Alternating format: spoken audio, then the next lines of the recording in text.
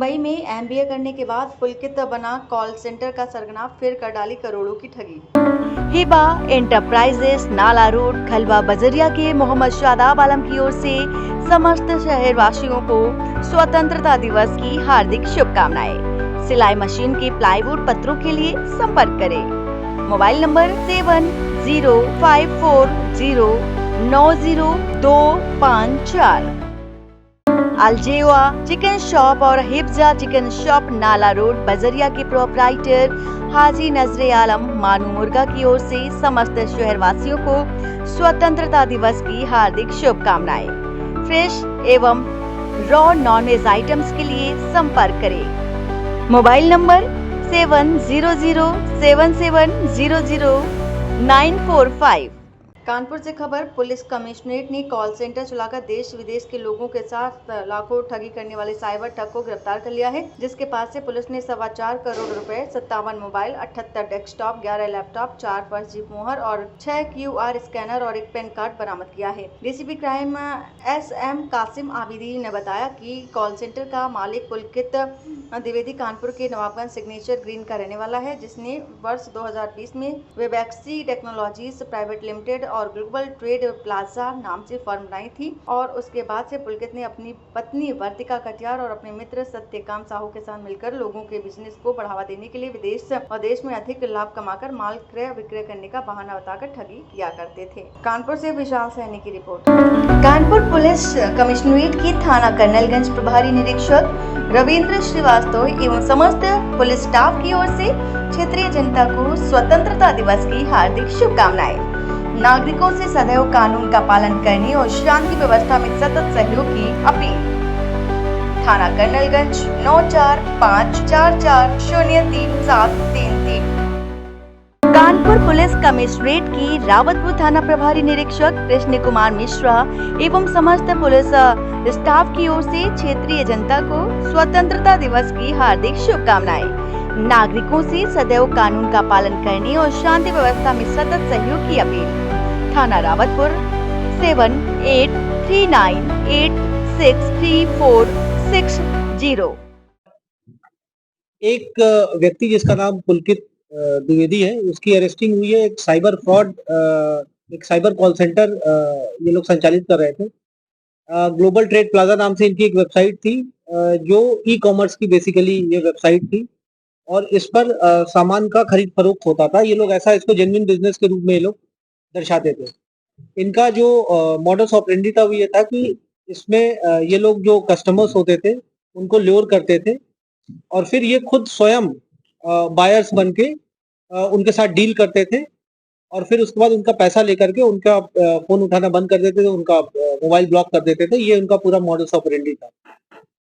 इसमें जो मुख्य अभियुक्त है पुलकित द्विवेदी, ये साइबर टीम और जो हमारा साइबर थाना उनके द्वारा गिरफ्तार किया गया है।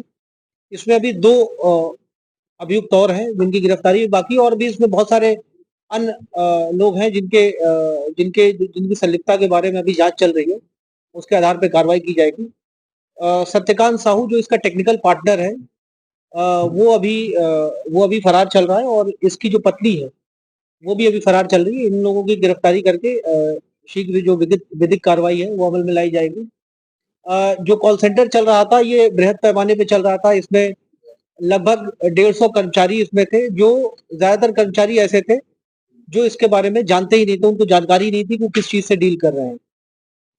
जब उनसे बातचीत की गई, जब उनसे पूछताछ की गई, इंटरोगेट किया गया, तो पता चला कि उन्हें 10,000 12,000 की नौकरी पर रखा जाता था और उनसे जबरन एक बॉन्ड साइन कराया जाता था। यदि बीच में तुम नौकरी छोड़ करके जाओगे तो उनको डराया धमकाया जाता था। उनको अलग अलग तरीके की मानसिक प्रताड़ना झेलनी पड़ती थी और कई बार जो है वो झूठे FIR भी उन लोगों के ऊपर दर्ज कराए जाते थे। इस तरह के प्रकरण भी संज्ञान में आए। ये पूरा जो कॉल सेंटर था ये ग्रीन पार्क के पास एक रेंटेड अपार्टमेंट में चल रहा था।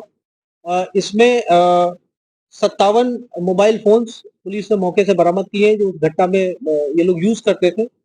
78 डेस्कटॉप, CPU को हम लोगों ने सीज किया है, लैपटॉप्स है, पैन कार्ड्स है और कूटरचित दस्तावेज, ये लोग जो ज्वाइनिंग लेटर्स देते थे, जो सर्टिफिकेट्स ये लोग बताते थे, वो पुलिस ने सीज किए। इसमें एक अहम चीज ये है कि इसमें 6 बैंक अकाउंट्स इस फर्म के नाम पे थे जो पुलिस ने फ्रीज कराए, जिसमें 4.5 करोड़ रुपए हैं।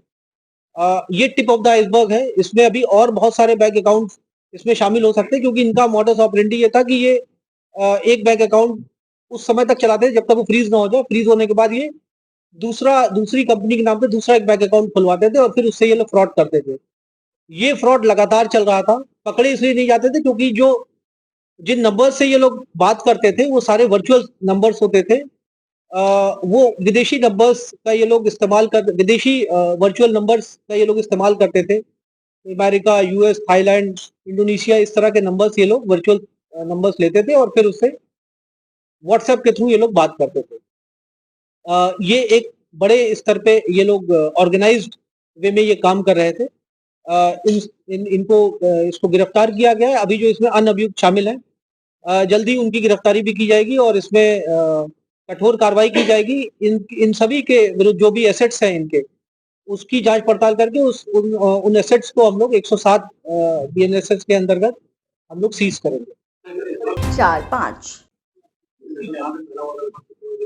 ये मैं आपको बताऊं, ये इंटरनेशनल इनका नेटवर्क था। ये ना सिर्फ भारतीय नागरिकों बल्कि विदेशी नागरिकों को भी ये लोग अपने झांसे में ये लोग फांस लेते थे। हम लोगों को कुछ जो दस्तावेज डॉक्यूमेंट्स अभी तक मिले हैं उसमें इंडोनेशिया, थाईलैंड, म्यांमार और नाइजीरिया, इन नेशनल्स के लोगों की भी इन लोगों ने पैसे लिए हैं अपने बैंक अकाउंट्स में।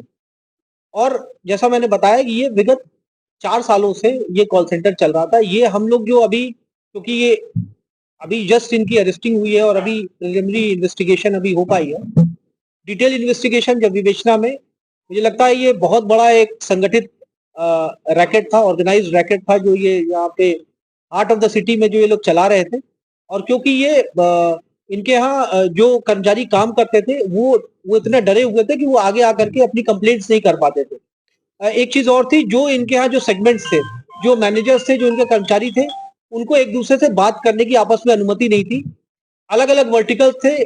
मार्केटिंग का काम मार्केटिंग वाले करते थे, सेल्स का काम सेल्स वाले करते थे, कुछ कॉलर्स थे। तो इसमें इस तरह से ये पूरा एक ऑर्गेनाइज सेटअप था, जैसे एक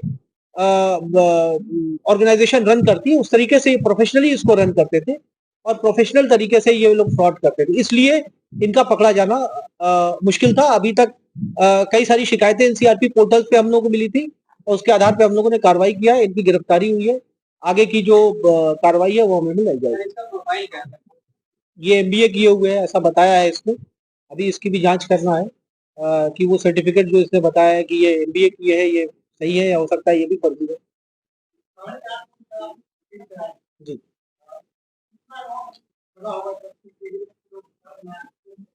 ये इसकी कोई लिमिट नहीं है। ये अभी वर्तमान में जो पैसा था इसके खाते में, आप समझ सकते हैं, ये पर डे दसों लाख का ट्रांजैक्शन हम लोगों ने देखा है।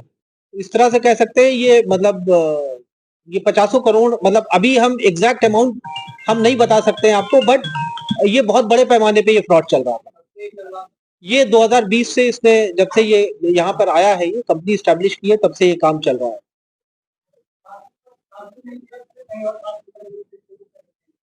नहीं, ये तो कानपुर में ही, इसका कॉल सेंटर तो कानपुर में ही चल रहा है। बट ये जरूर है कि हम लोग की निगाहें इस तरह के तमाम जो अवैध तरीके से जो कॉल सेंटर्स चल रहे हैं उनके ऊपर हैं और जिस तरह से जानकारियां मिलती रहेंगी उसके आधार पर कार्रवाई आगे भी होती रहेगी। माल किसी भी तरीके के, ई कॉमर्स वेबसाइट्स होती है, किसी भी तरीके के माल हो सकते हैं। चावल है, गेहूं है, कोई जो है कंस्ट्रक्शन मटेरियल्स है, वो किसी भी तरीके के आइटम्स हो सकते हैं। बेसिकली ये फ्रॉड बायर्स होते थे, तो ये कस्टमर्स ढूंढते थे जो अपना सामान बेचने के लिए तैयार हो और उनको ये झांसा देकर के उनसे पैसे लेते थे।